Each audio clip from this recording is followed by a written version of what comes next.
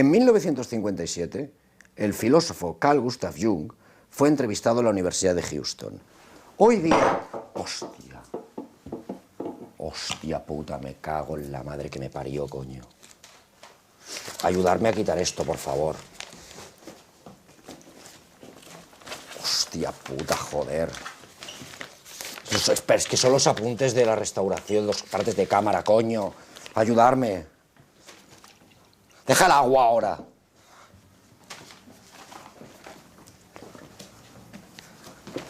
Tenéis que poner aquí ahora toda esta mierda. Are aware of the fact that in your early work you were, to some, at least, in association with Dr. Sigmund Freud. And I know it would be of great interest to many of us to hear a little bit about how you happened to hear of Dr. Freud and how you happened to become involved with some of his work and ideas. Well, as a matter of fact, it was in the year 1900, in December, soon after Freud's book about dream interpretation had come out, that I was asked by my chief, Professor Bleuler, to give a review of the book. I studied the book very attentively, and I didn't understand many things in it, which weren't clear at all to me. But from others parts, I got the impression that this man really knew what he was talking about. And I thought that this is certainly a masterpiece, full of future. Yes. I had no idea then of ideas of my own. I was just it was just when I began my career as an assistant in the psychiatric clinic. And then I began with experimental psychology or psychopathology. I applied the experimental association method by Wood, and the same that has been applied in Krappelin's psychiatric clinic in Munich. And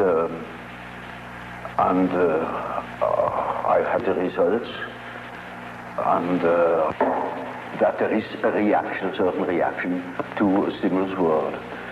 That is more or less uninteresting. But the interesting thing is why people could not react to certain stimulus worlds, or in an entirely inadequate way. And then I began to study these places in the experiment where the attention or the capability apparently of the test person began to waver or to disappear.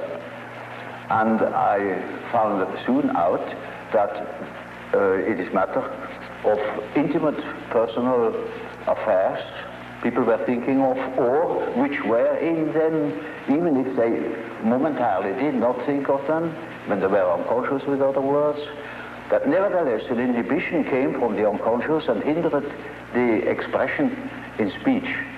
Yes. And then I, in examining all these cases as carefully as possible, I saw that it was matter of what Freud called repressions. Yes. I also saw what he meant by symbolization. And then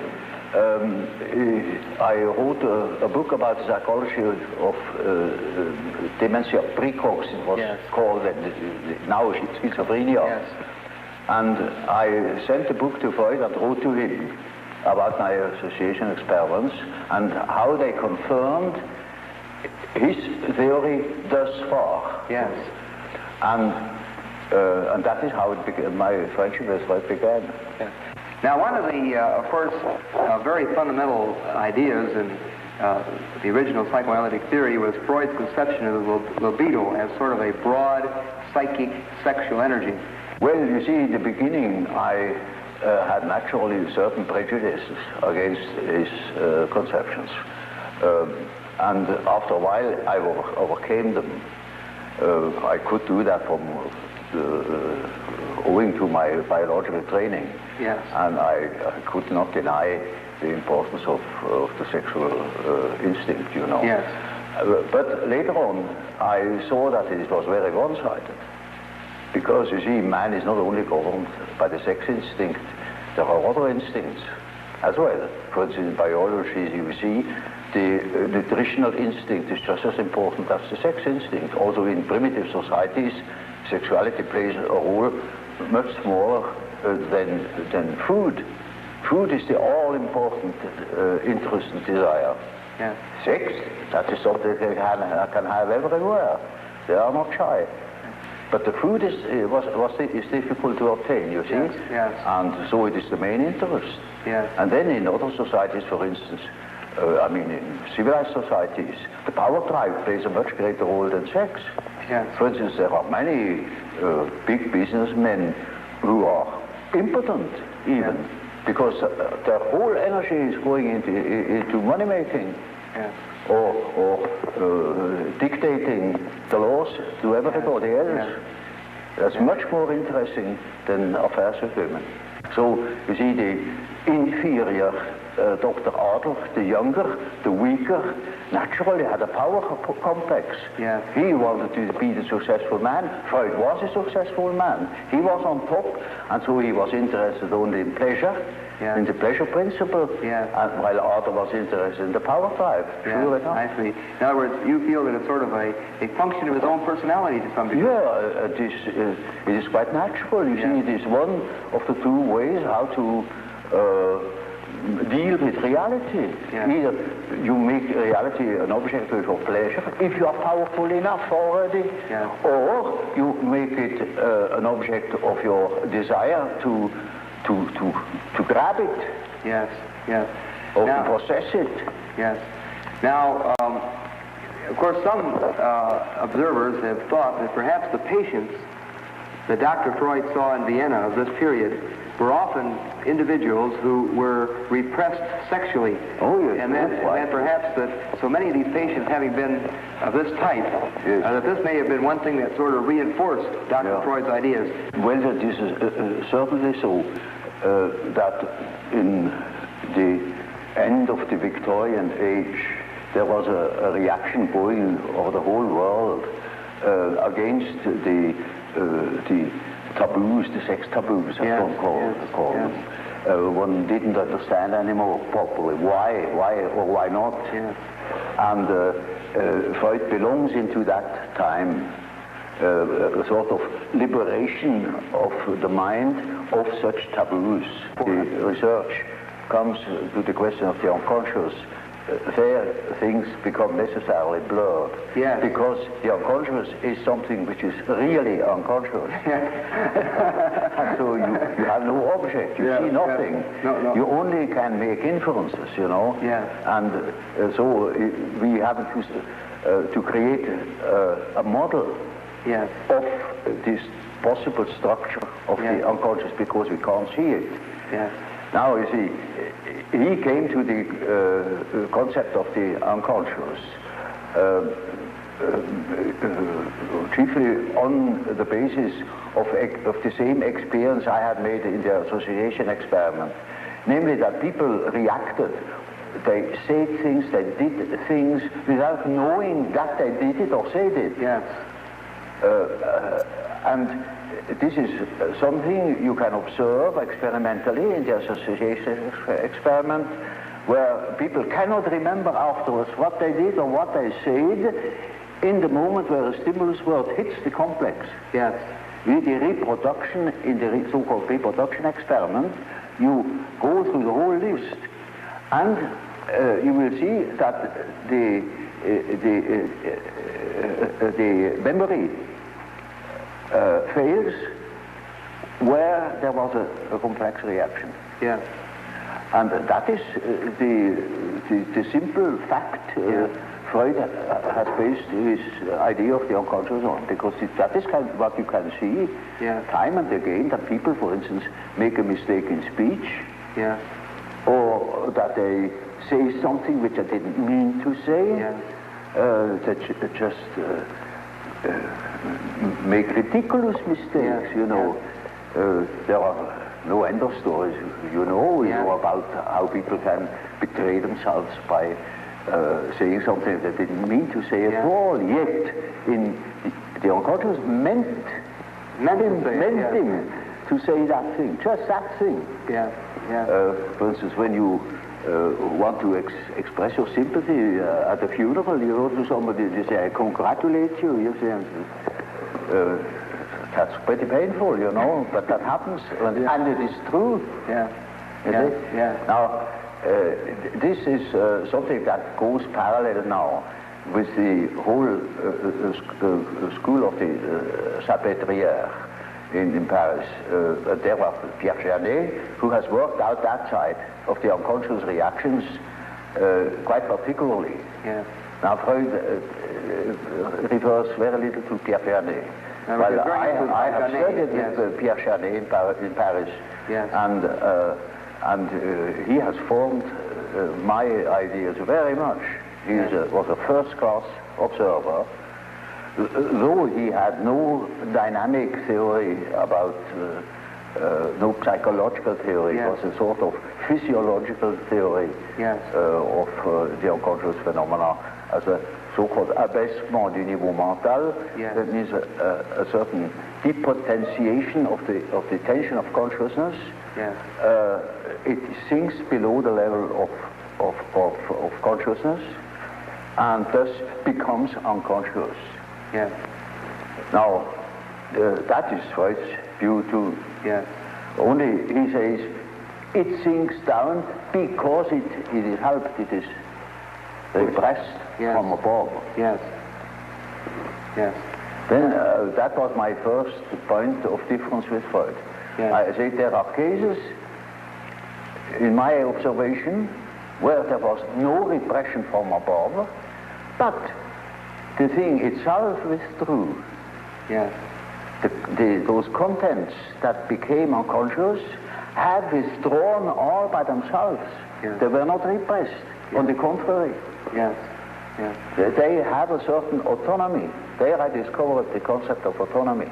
Yes. And that these contents that disappear have the power to move independently from my will. Either they appear when I want to say something definite, they interfere and say and speak themselves instead of what I wanted to say. Yes. Or they make me do something which I didn't want to do at all. Or they withdraw in the moment where I want to use them. Yes. They certainly disappear. Well, one of the most extreme views that we have, or one of the very men that you knew around Dr. Freud, we mentioned a moment ago, Otto Rank. He spoke of the birth trauma. He said the actual trauma of being born would leave a very powerful impact on the ego and show itself throughout the life of the person. I should say this is very important for an ego, that it is born. Yeah. Otherwise it wouldn't be. And that is highly traumatic, you know, yes. when you fall out of heaven. But you take literally Otto Rank's position of the birth trauma as having, you might say, a psychological effect? Don't you see, this is an event that happens to everybody that exists, that once has been born. So everybody is born, has undergone that trauma, so the word trauma has lost its meaning. I see. So, in other words, it is a general fact, of which you cannot say it is a trauma. Yes. It is just a fact. Yes, yes, I see. You see, because then you cannot observe psychology that hasn't been born. Yes. Only then you could say what the birth trauma is. Yeah. And then, until then you cannot even speak of such a thing. Yeah. It's just a lack of epistemology. Now, Dr. Jung, we've been talking about the early oral level, and as you pointed out, you want to look at it rather literally as sort of a hunger drive or a drive for nutrition. Now, another rather fundamental point in development of the ego, as the more or less orthodox psychoanalytic view follows, is that there is then, this is followed by another critical level, an anal level of development. Well, one can use such terminology because it is a fact that children are exceedingly interested in all orifices of the body and doing all sorts of disgusting things, you know. Yeah. And sometimes this such a peculiarity keeps on into later life, you know. Yeah. It is quite astonishing what you can hear in that respect. Now, it is equally true that people who have such preferences also develop a peculiar character. In early childhood, a character is already there. You see, the child is not born tabula rasa, as one assumes. Yes. The child is born as a high complexity, Yes. with existing determinants Yeah. that never waver through the whole life, and that gives the child his character already in the earliest childhood. A mother recognizes an individuality of her child, and so if you observe carefully, you see the tremendous difference even in very small children. And these peculiarities express themselves in every way. So first, the peculiarities express themselves in all childish activities, in the way how it plays, in the things it is interested in. There are children who are tremendously interested in all moving things, and in movement chiefly. Yeah. All the things you see that affect the body. And so they are interested in what the eyes do, what the ears do, how far you can bore into the nose with your finger, Yeah. you know. They will do the same with their anus. They will do with their whatever they please with their genitals, you know. These interests express themselves in a typically childish way in children, and later on they express themselves in other peculiarities. Yeah. Which are still the same, but it doesn't come from the fact that they once have done such and such a thing in childhood. Yeah. It is the character that is doing it.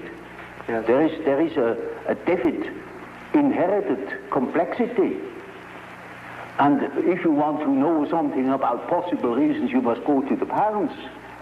So in any case of a child's neurosis, I go back to the parents and see what there is going on, you know, because children have no psychology of their own, literally taken. They are so much in the mental atmosphere of the parents, so much en participation mystique with the parents. Yes. They are imbued by the paternal or maternal atmosphere, and they express these influences in their childish way.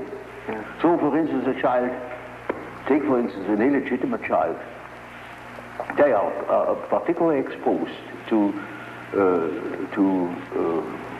environmental difficulties, for instance, the misfortune of the mother, etc., all the complications. And such a child will miss, for instance, a father. Yeah. Now, in order to compensate for it, it is just as if we were choosing or nominating a part of their body for a father instead of the father, and they develop, for instance, masturbation. Yes. Yes. That is very often so with illegitimate children, that they become terribly autoerotic. Yes. Even criminal. One of the central parts of the so-called psychosexual development in the more or less orthodox psychoanalytic theory is the so-called Oedipus complex. Yes, I believe the term complex was yours originally. Well, you see, that is just what I call an archetype. That Yes. is the first archetype Freud has discovered. The first and the only one. He thinks that this is the archetype. But of course, there are many such archetypes. You look at Greek mythology and you find any amount of them, or look at dreams and you find any amount of them. But incest was so impressive to him that he even has chosen the term Oedipus complex, because Yes. that was one of the outstanding examples of an incest complex. Yes. And it is only the masculine form, mind you, Yeah. because women have an incest complex too, but there it is not an Oedipus. Yes. So it is something else. Yes. Yes. So it is only the term for an archetypal way of behavior In case of a man's relation, say, to his mother, it also means to the daughter, because whatever he was to the mother, he will be it to the daughter too. Yes. It can be this way or that way. Yes. It depends. So you look at, then you will accept, in other words, the Oedipus complex, but not in as being the only important such influence. You will see this is just one of many fundamental, one of many ways of behavior. Now, see, the Oedipus gives you an excellent example of the behavior of an archetype. It is always the whole situation. There is a mother, there is a father, there is a son, there is a whole story, how such a situation develops, and to what end it leads finally. Yes. And that is an archetype. You see, an archetype always is a sort of abbreviated drama. Namely, it begins in such and such a way, it extends to such a complication, and it finds a solution in such a way. Yeah. That is the usual form. As for instance, you take the instinct of building a nest with birds. Yeah. In the way they build the nest, there is the beginning, the middle, and the end. Yeah. It is built just to suffice for a certain number of young. So, you see, the end is already anticipated. And that's the reason why in the archetype itself there is no time. It is a timeless condition where beginning, middle, and end are just the same. They're all given in one. Yes. Now that is only a hint to what the archetype can do, you know, yes. But that's a complicated question. Well, you know what a behavior pattern is. Yes. Now, the way in which, say, a weaver bird builds its nest, that is an inherited form in him. He will apply all certain symbiotic phenomena between insects and plants. They are inherited patterns of behavior. And so man has, of course, an inherited scheme of functioning. You see, his liver and his heart and all his organs and his brain will always function in a certain way, following its pattern. We only have a great difficulty of seeing it because we cannot compare.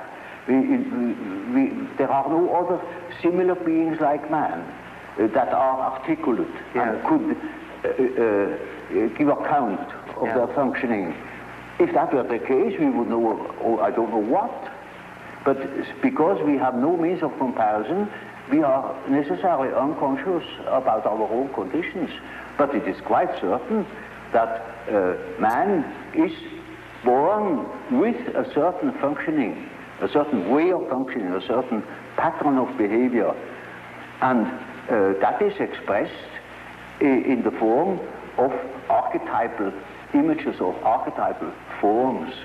For instance, the way in which a man should behave is given by an archetype. Yeah. And therefore, you see, the primitives tell such stories. A great deal of education goes through storytelling. Yes. For instance, they call in a palaver of the young men and to older men, perform before the eyes of the younger all the things they should not do. Yeah. And at the end they say, now that is exactly the thing you shall not do. Another way is they tell them of all the things they should not do. Yeah. And you, like the Decalogue, yes. Thou shalt not. Yes, yes. And that is always supported by mythological tales. Yes. For instance, our ancestors have done so and so, and so you shall do. Yes. Or such a hero has done so and so, yes. And that is your model. Yes. for instance, take the teaching of the Catholic Church. There are several thousand saints, and they show us how, you see, the models then become they are models for the individual. And they have their legends, and that is Christian mythology. Yes. In Greek, you know, there was a Theseus, there was a Heracles, models of fine men, of gentlemen, you know. Yes, yes. And they teach us how to behave. They are archetypes. I see. Archetypes of behavior. So you see, when you have lived in the primitive circumstances, in the primeval forest, among primitive populations, then you know that phenomenon. You are seized with a certain spell, and then you do a thing that is unexpected. Now, see, the archetype is a force. It has an autonomy. It can suddenly seize you. It is like a seizure. Yes. So, for instance, falling in love at first sight, that is such a case. You see, you have a certain image in yourself without knowing it of the woman, of the woman. Yes. Now you see that girl, or at least a good imitation of your type. Yes. And instantly you get a seizure, and you're gone. Yes. And afterwards you may discover that it was a hell of a mistake. Or you see, a man is quite capable, he's intelligent enough to see that that woman of his choice, as one says, not no choice, he has been captured. Yeah. You know, he sees that she is no good at all, that she is a hell of a business. And he tells me so, and he said, for God's sake, doctor, help me to get rid of that woman. He can't. He's like clay in her fingers. And that is the archetype. That is so-called archetype of the anima. Yes, yes. He thinks it is all his soul. Well, you know, that is a bit complicated, you know. The anima is an archetype, an archetypal form expressing the fact that a man has a minority of feminine or female genes. Yeah. And that is something that doesn't disappear in him. That is constantly present. And it works as a female in a man. Therefore, already in the 16th century, the humanists have discovered that man has an anima. I see. And that each man carries his female with himself, they say it. Yes. And so you that is not a modern invention. Yes. So now you see, the same is the case with the animus. That is a masculine image in a woman's mind, which is not sometimes quite conscious, sometimes it is not conscious, but it is called into life the moment that woman meets a man who says the right things.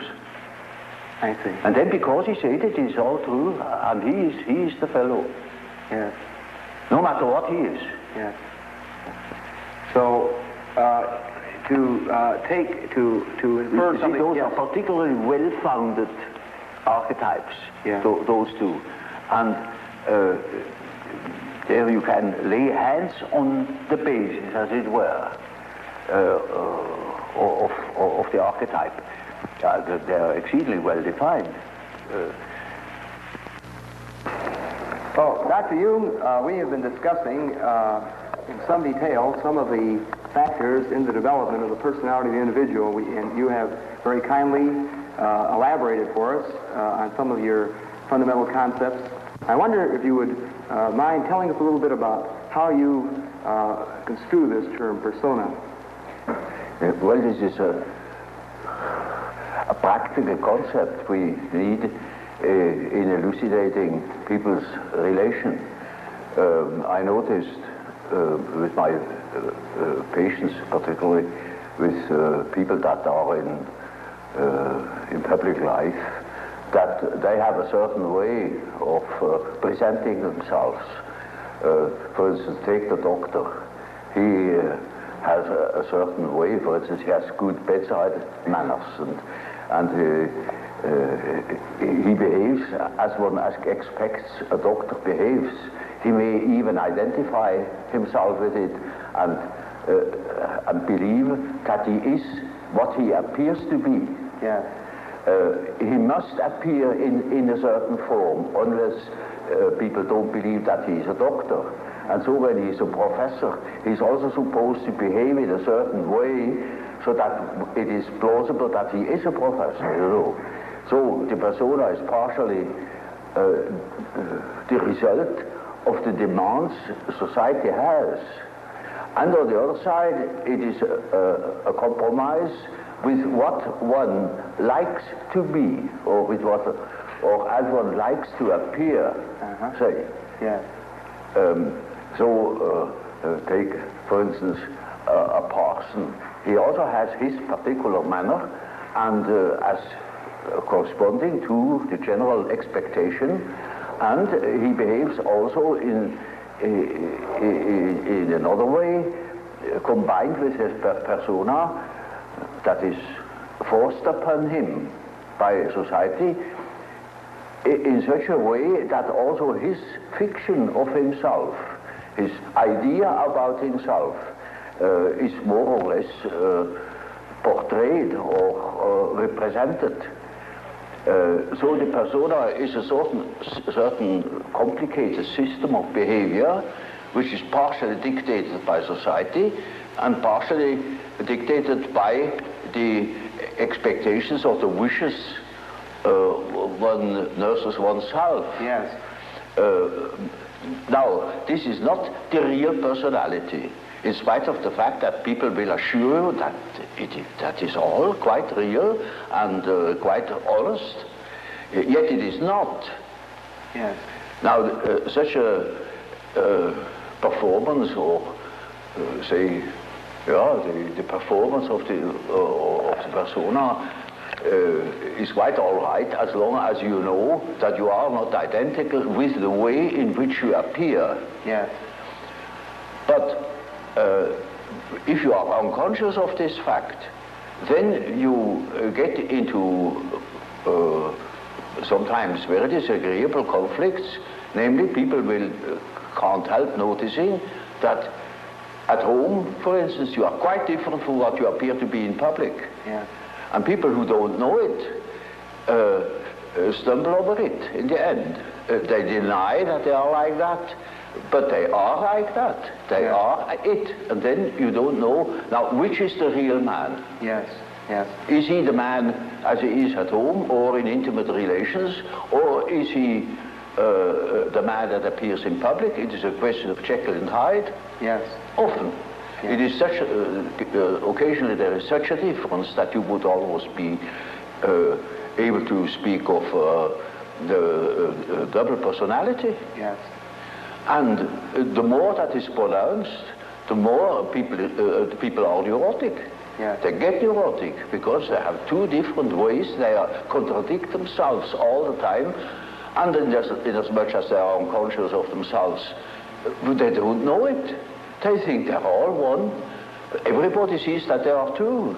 Yeah. And some know him only from one side, so others know him only from the other side. And then there are situations that clash, because the way you are creates certain situations with people in relations, and these two situations don't chime in. They are just dissonances. Yes. Yes. And the more that is the case, the more the people are neurotic. Now, you also use the term self.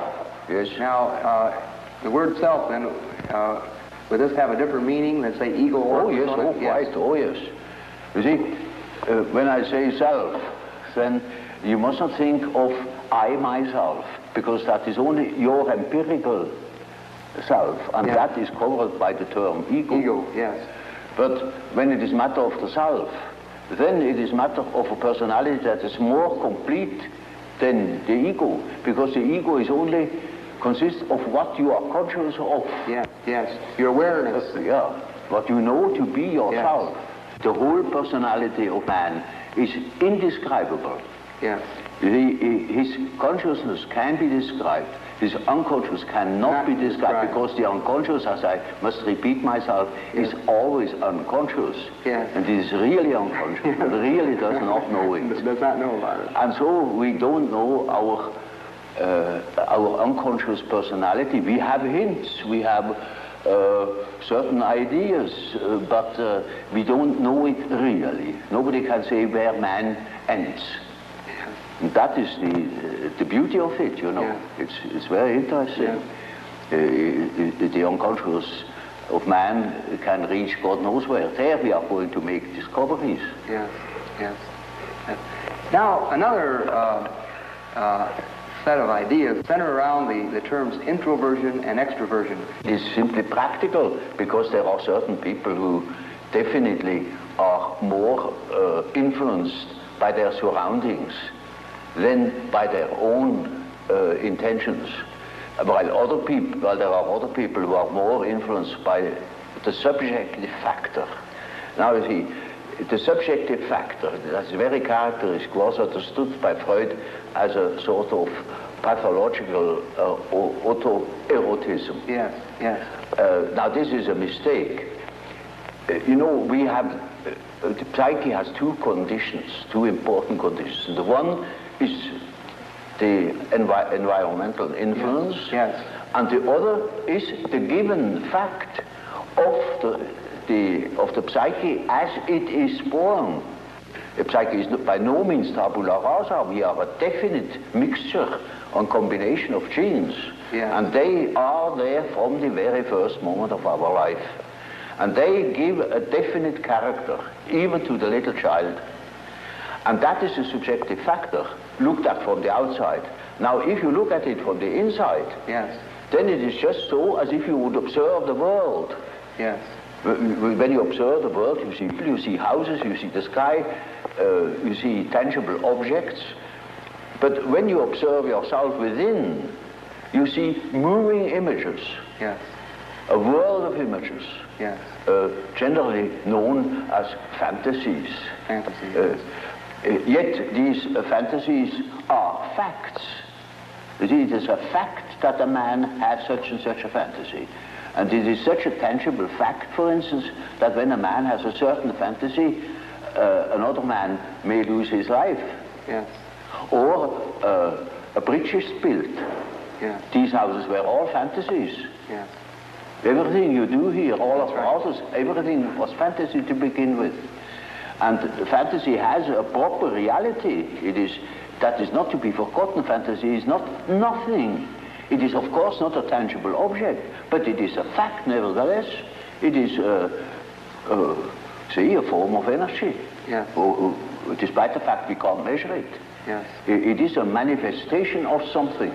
Yes. And that is a reality. That is just a reality as, for instance, the peace treaty of Versailles or something like that. Yes. It is no more. You can't show it. Yes. But it has been a fact. Yes. Yes. And so the psychical events are facts, are realities. And when you observe the stream of images within, you observe an aspect of the world. Yes. Of the world within. Because the psyche, you know, if you understand it as a phenomenon that takes place in so-called living bodies, then it is a quality of matter. As our body consists of matter, we discovered that this matter has another aspect, namely a psychic aspect. Yes. Yes. And so it is simply the world from within, seen from within. Yes. It is just as if we were seeing into another aspect of matter. And so, you see, the man who is going by the external world, by the influences of the external world, say society or perceptions, sense perceptions, thinks that he is more valid, you know, because this is valid, this is real. And the man who goes by the subjective factor is not valid because subjective factor is nothing. Yeah. No, that man is just as well based because he is bases himself upon the world from within. Yeah. And so he is quite right, even if he says, oh, there's nothing but my fantasy, you know. Yeah. And of course that is the introvert. And that the introvert is always afraid of the external world. He will tell you, when you ask him, he will be apologetic about it. Yeah. He will say, of course, yes, I know only my fantasies. And he has always a resentment. And as the world in general, particularly America, is extroverted like hell, the introvert has no place. Yeah. Yeah. Because he doesn't know that he beholds the world from within. Yeah. And that gives him dignity, and that gives him certainty, because it is, nowadays particularly, the world hangs on a thin thread. Yeah. And that is the psyche of man. Yeah. Assume that certain fellows in Moscow lose their nerve or their common sense for a bit, and the whole world is in fire and flames. Yeah. Yeah. You see? It is, nowadays we are not threatened by elementary catastrophes. There is no such thing as an H-bomb. Yeah. That is all man's doing. Yeah. We are the great danger. The psyche is the great danger. Yeah. What if something goes wrong with the psyche? Yeah. Yeah. You see? Yeah. And so you see, it is demonstrated to us in our days what the power of the psyche is of man, how important it is to know something about it, but we know nothing about it. Nobody would give credit to the idea that the psychical processes of the ordinary man have any importance whatever. One thinks, oh, he has just what he has in his head. It is all from his surroundings. He's taught such a thing, believes such a thing. And particularly if he's well housed and well fed, then he has no ideas at all. Yeah. And that's the great mistake. Yeah. Because he is just that as which he is born, and he is not born as tabula rasa, but as a reality. Would you perceive the world being made up of only people or extreme introverts and people that are extreme extroverts? Well, you know, Bismarck once said,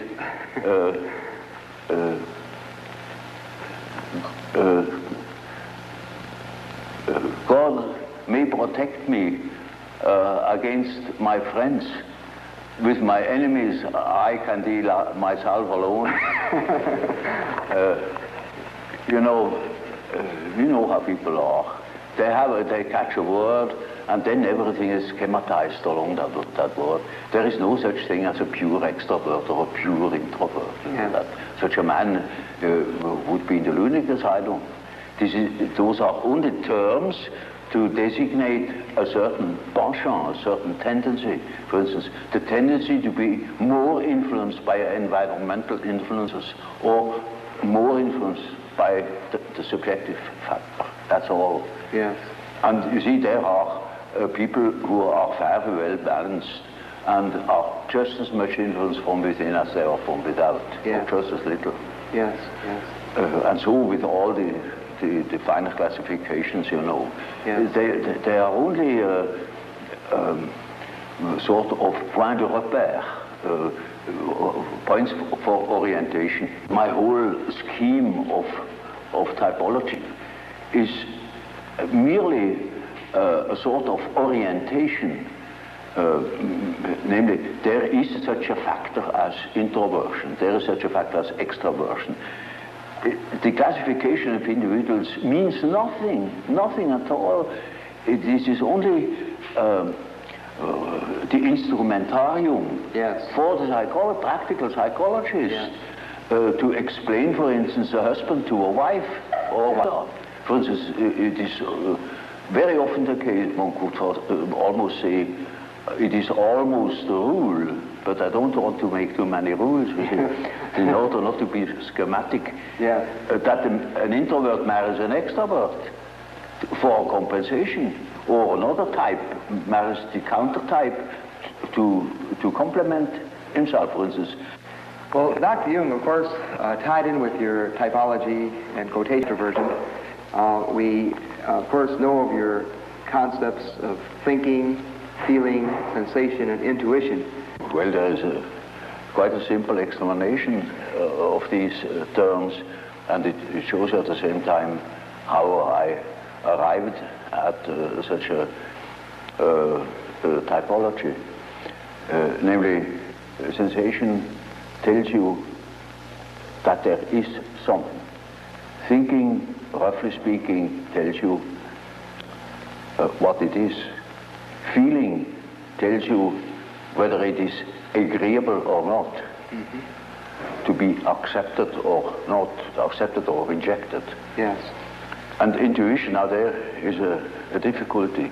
Yes. You don't know ordinarily how intuition works.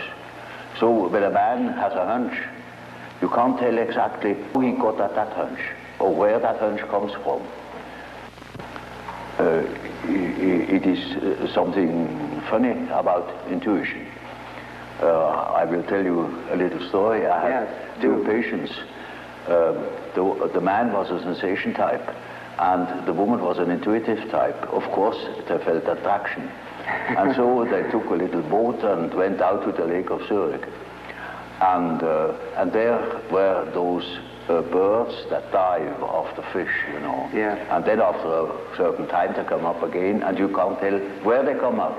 And so they began to bet who was the first to see the bird. Now, you would think that the one who observes reality very carefully, the sensation type, would of course win out. Yeah. Not at all. The woman won the bet completely. Yeah. She was beating him on all points. Yeah. Because by intuition she knew it before. I see. See? Now, how is that possible? Yeah. Well, sometimes, you know, you can really find out how it works by finding the intermediate links. You see, it is a perception by intermediate links, and you only get the result of that whole chain of associations. Yes. Sometimes you succeed in finding out, but more often you don't. So my definition is, intuition is a perception by ways or means of the unconscious. Yes. That is as near as I can get.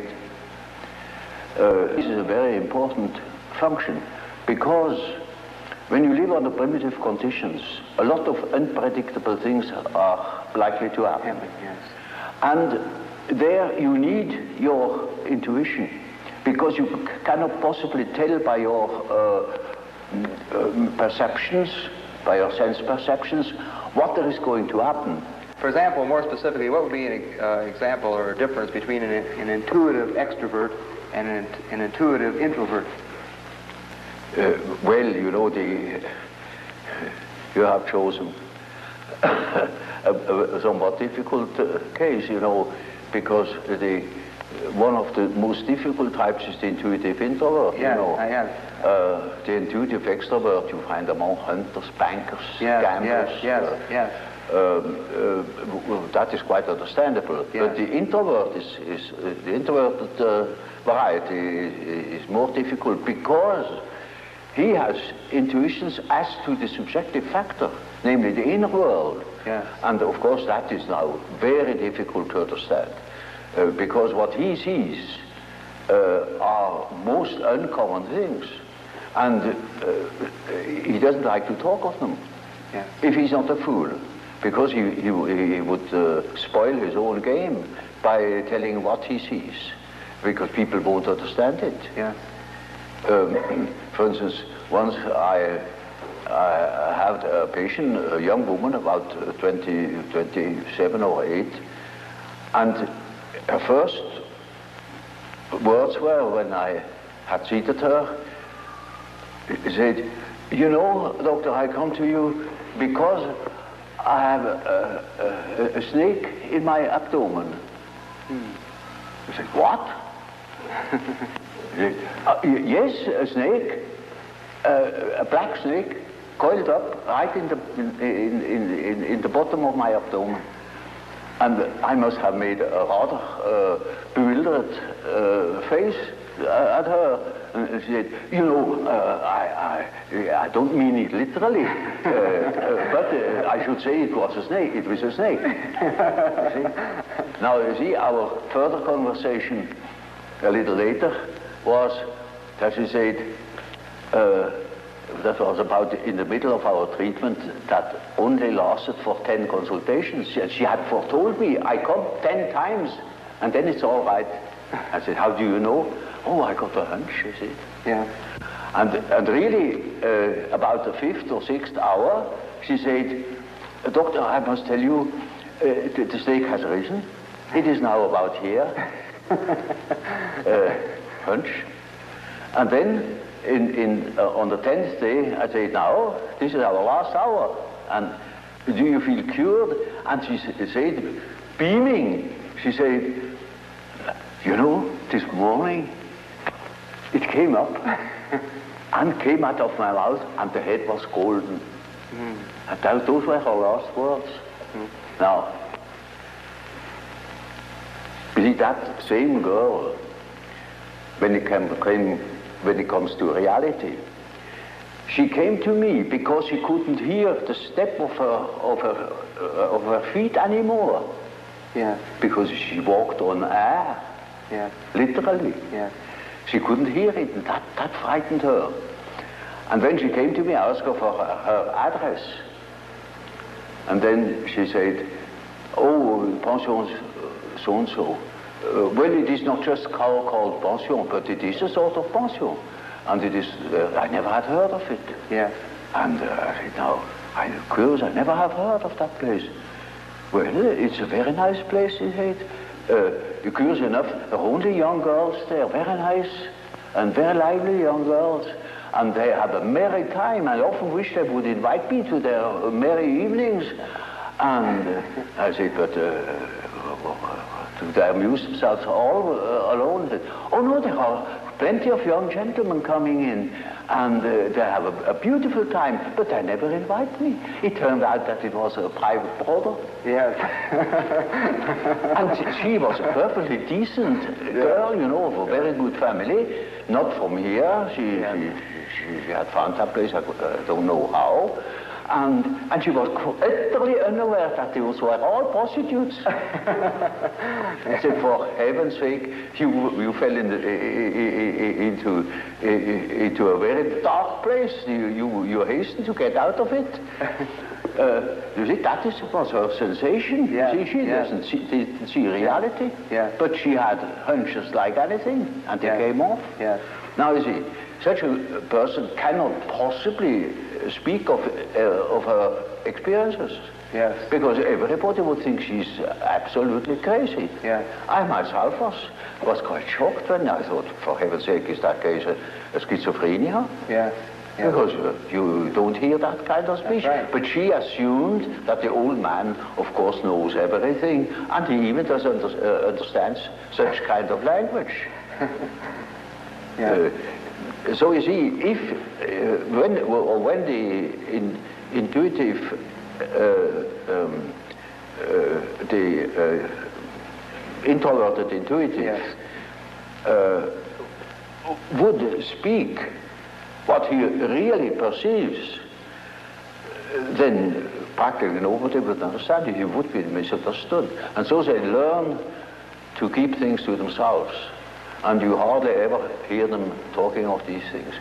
That is a great disadvantage. But it is an enormous advantage in another way.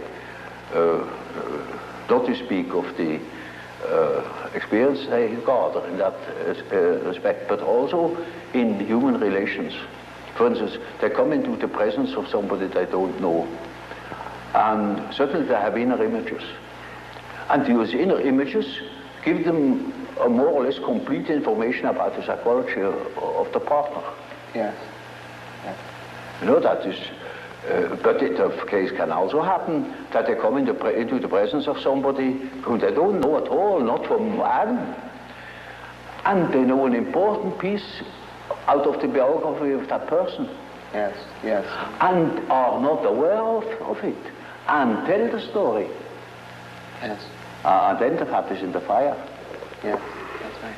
You see, so the introverted intuitive has in a way a very difficult life, although one of the most interesting lives.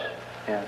But it is difficult often to get into their confidence. It's just a sort of a skeleton to which you have to add the flesh, or say it is a country mapped out, you know, by triangulation points, and that doesn't mean the country consists of triangulation points. Yeah. That is only in order to have an idea of the distances. Yes.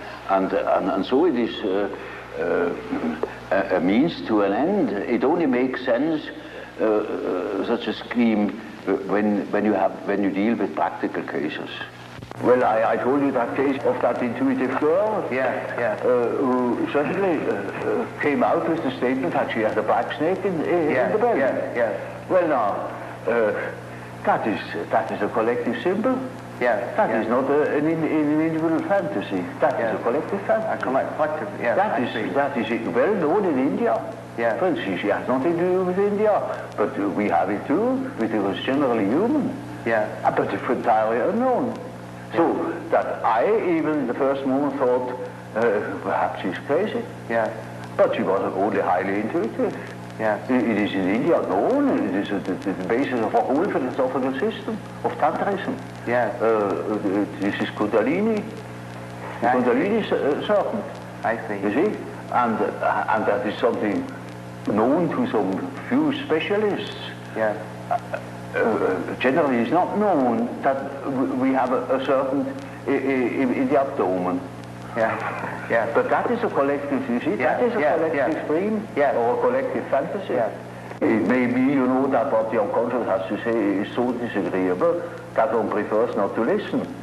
And in most cases, people would be probably less neurotic if they could admit the things, because these things are always a bit difficult or disagreeable or inconvenient or something of the sort. So there is always a certain amount of repression, but that is not the main thing. The main thing is that they are really unconscious. And you see, if you are unconscious about certain things that ought to be conscious, then you are dissociated. And then you are a man whose left hand never knows what the right is doing, and counteracts or interferes with the right hand. Now such a man is hampered all over the place. See, then we have the problem. That is the problem for an intellectual man. And then I say, now, you see, you don't know, you have no answer. I have no answer. Now what are we going to do? I say, now we must see what you dream. Because the dream is a manifestation of the unconscious side. Now he never has heard of the unconscious side. So I must explain to him that he has an unconscious, and that the dream is a manifestation of it, and if we succeed in analyzing the dream, we might get an idea about that power that makes him think like that. I see. In treatment, for instance, in the treatment of neurosis, you have to do with that personal unconscious for quite a while. And then only dreams come that show that the collective unconscious is touched upon. Now, as long as there is material for personal nature, you have to deal with the personal unconscious. But when you get to, say, to a question, to a problem, which is no more merely personal, but also collective. You get collective dreams. And then we are there where we can begin with the observation of the unconscious. And then, day by day, one goes on by the data the unconscious produces. You see, we discuss the dream, and that gives a new surface to the whole problem. And he will have another dream, and the next dream gives again an answer, because the unconscious is in a compensatory relation to consciousness, and after a while we get the full picture. Yeah. And if he has the full picture and has the necessary moral stamina, well, then he can be cured. I see. But in the end, it is a moral question whether a man applies what he had learned or not. There is a sort of typical way in which the integration of consciousness takes place. Namely, the average way is that through the analysis of dreams, for instance, you become acquainted with the contents of the unconscious. I already told you this to begin with, all personal material. Yes. Subjective questions, questions of the individual's difficulties in adapting to environmental conditions, and so on. Yes. Now, it is a regular observation that when you talk to an individual, and this individual gives you insight into its inner preoccupations, interests, emotions, in other words, hands over his personal complexes, then you get slowly and nilly-willy into the situation of a sort of authority. Yeah. You become a point of reference. You know you are in possession of all the important items in a person's development. I remember, for instance, I analyzed a very well-known American politician, and he told me, any amount of the secrets of his trade. And suddenly he jumped up and said, "By God, what have I done? You know, you get $1 million for what I have told you now." I said, "Well, I'm not interested. You can sleep in peace. I shall not betray you. I forget it within a fortnight." Now, you see, that shows that the things people hand out are not merely indifferent things. When it comes to something important, emotionally important, then they hand out themselves.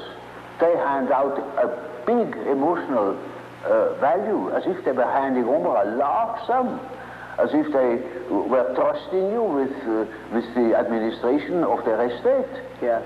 And they're entirely in your hands. Yes. Often, I hear things that could ruin those people utterly if it's perfectly known. Or it would give me, if I should have any blackmailing tendencies, unlimited power to blackmail them. Now, you see, that creates an emotional relationship to the analyst. And that is what Freud called the transference. Yes. Which is a central problem of analytic psychology. It is just so as if these people had handed out their whole existence, and that can have very peculiar effects upon the individual. Either they hate you for it or they love you for it. Yeah. But you are not indifferent to them. And there is then a sort of emotional relation between the patient and the doctor. Yes. Now, you know, when you hand out such materials, then you, these contents are associated with all the important persons in the life of a patient. Now, the most important persons are usually father and mother. Yeah. That comes up from childhood. The first troubles are with the parents as a rule. So, in handing over your infantile memories about the father or about the mother, you hand over also the image of father and mother. Then it is just as if the doctor had taken the place of the father, Yeah. even of the mother. Yeah. I had quite a number of male patients that called me Mother Jung, because they handed over the mother to me. Yes, yes. Curiously enough. Yes. But you see, that's quite irrespective of the personality of the analyst. It is simply disregarded. He functions as if he were the mother, or he functions as if he were the father, the central authority. And now that is what one calls transference. That's a case, a particular case of projection. Yes. Now, Yes. Freud doesn't exactly call it projection, he calls it transference. Yes. That is an allusion to the old and superstitious idea of handing over a disease, Yes. transferring a disease upon an animal, or handing over the sin upon a scapegoat, and Yes. scapegoat takes it out into the desert and makes it disappear. Yes. Yes. So they hand over themselves in the hope that I can swallow that stuff and digest it for them. And so I am in loco parentis and have a high authority. Naturally, I'm also persecuted by the correspondent resistances, by all the manifold emotional reactions they have had against their parents. Now, that is the stuff you have to work through first in analyzing the situation, because a patient in such a condition is not free. He is the slave. He's utterly dependent upon the doctor, like a patient with an open abdomen on the operation table. Yes. He is in the hands of the surgeon for better or worse. And so the thing must be finished. And so we had to work through that condition in the hope that we arrive in a situation where the patient is able to see that I'm not the father or not the mother, that I am an ordinary human being. Now, everybody naturally should assume that such a thing would be possible. For instance, that a patient could arrive at such an insight when he's not a complete idiot, that I am just a doctor and not the emotional figure of their fantasies. But that is very often not the case. So I had a case that was an intelligent young woman. She was a student of philosophy, very good mind, where one could expect easily that she would see that I am not the parental authority. But she was utterly unable to get out of this delusion. And in such a case, one always has recourse to the dreams. It is just as if one would ask the unconscious, now what do you say to such a condition?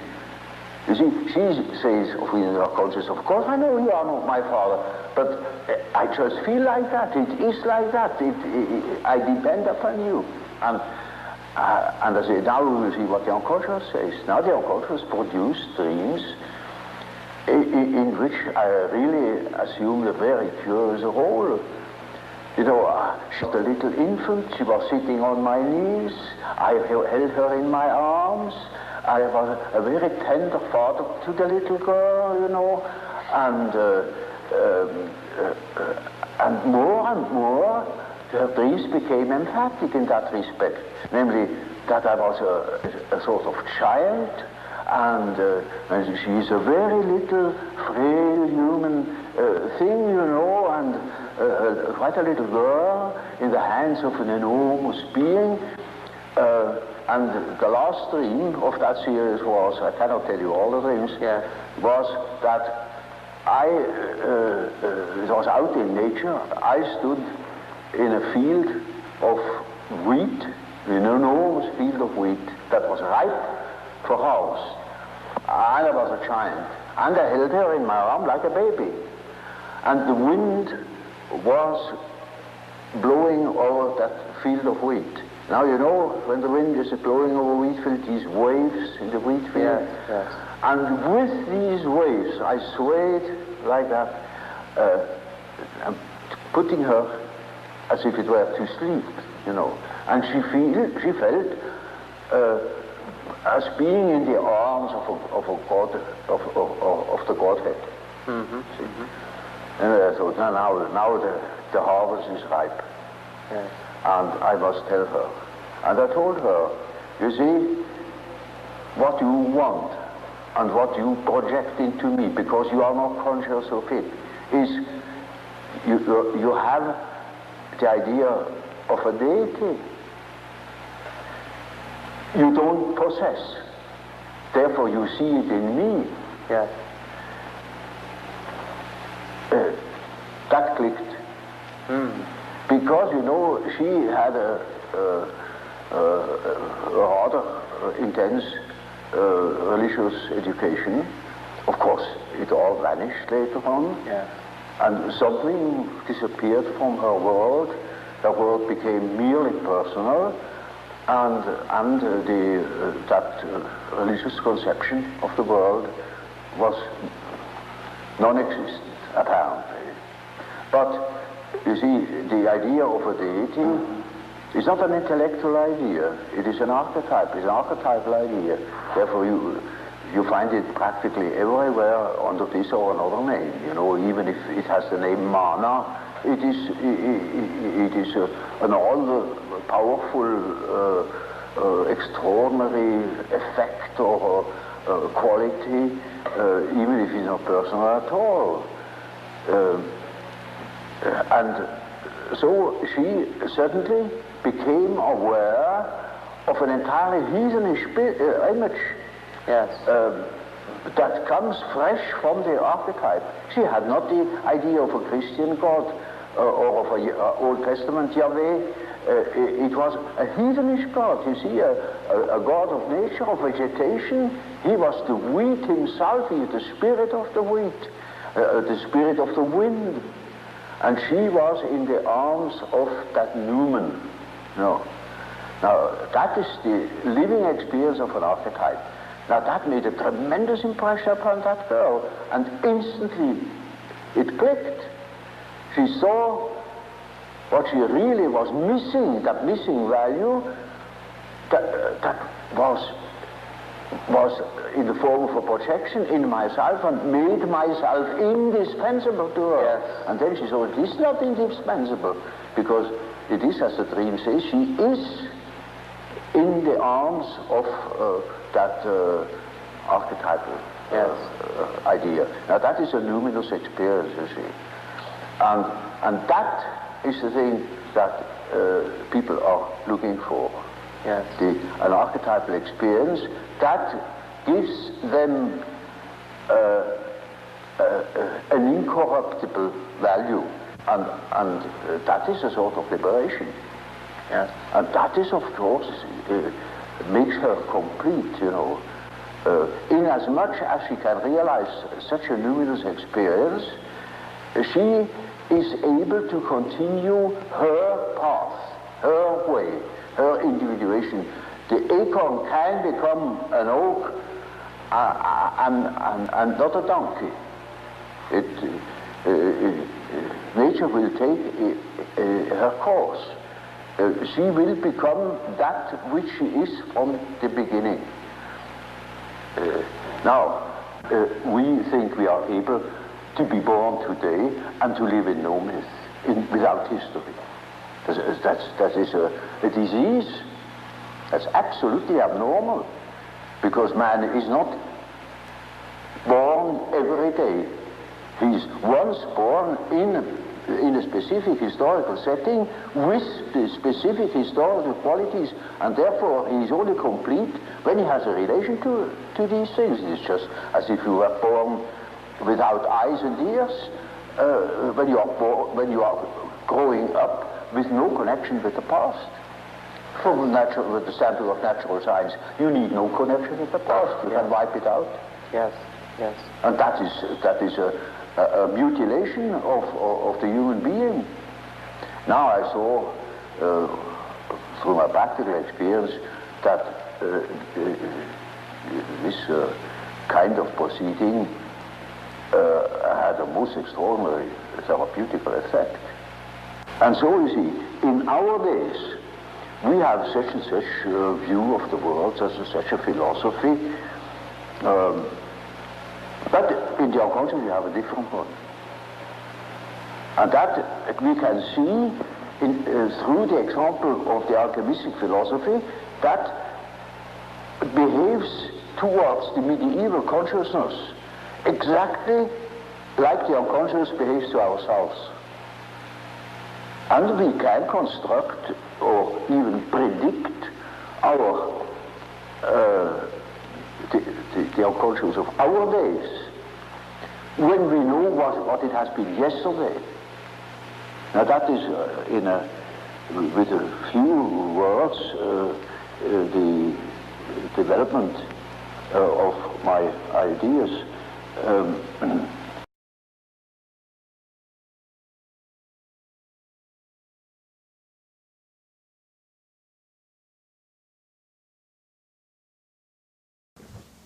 Coge esto primero. Ni introducción, ni pollas al final.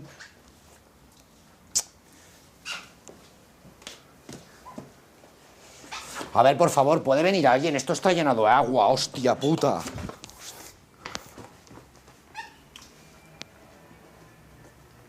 No, aquí no filmamos nada más, se ha acabado ya.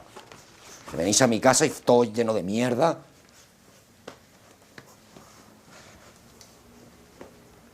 Vale, ya está, tomar por culo, se ha acabado.